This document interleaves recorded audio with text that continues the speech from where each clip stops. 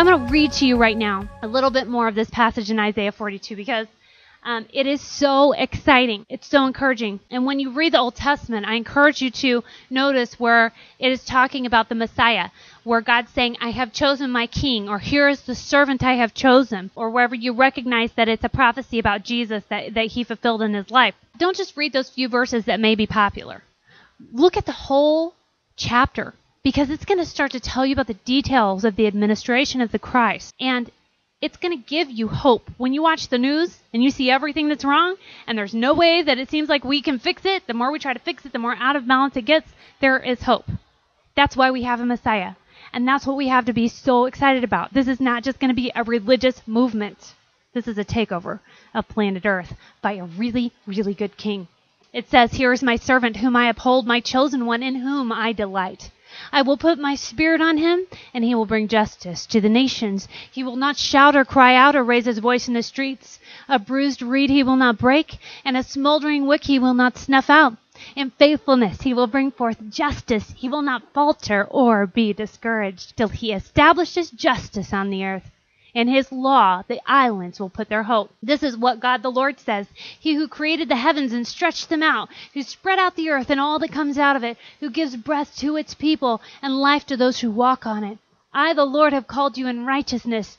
I will take hold of your hand. I will keep you and make you to be a covenant for the people and a light for the Gentiles, to open eyes that are blind, to free captives from prison, and to release from the dungeon those who sit in darkness. I am the Lord, that is my name. I will not give my glory to another or my praise to idols. See, the former things have taken place, and new things I declare. Before they spring into being, I announce them to you. We are going to see this prophecy fulfilled. We are seeing Jesus' prophecies fulfilled in our lifetime right before our eyes, ladies and gentlemen, and surely you will see the establishment of this kingdom. So, just like it says that Jesus, the attitude that he takes, it says he will not be discouraged. He's not going to falter until he establishes justice on the earth.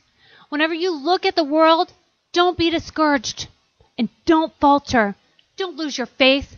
Don't backslide. Don't turn your back on God. Don't take a break from your relationship with God. Don't take a break from your spiritual warfare. Don't be discouraged. Don't falter, because that justice is going to be established, and you are a part of establishing it. It's going to take a lot of work. It's going to take a lot of sacrifice. You have to have faith to be a person who marches forward with this agenda, because everything that your eyes tell you is that it's never going to work. Don't believe that lie, you guys. Yes, there's evil in the world, and there's evil. It's a disease that's been planted like a root in our hearts. And we see that expressing itself in so many vile and horrible ways, so many terrible injustices, and so many addictions and problems in our own lives. But there is more than just the sin. There is a seed there, ladies and gentlemen. There is a promise that has been planted within us, because we are not just our sin. We are sons and daughters of God. We were born of him. We were made in his image. We were destined to be holy as he is holy. That is what God desires, and that is the potential of the human race, and that potential will be realized.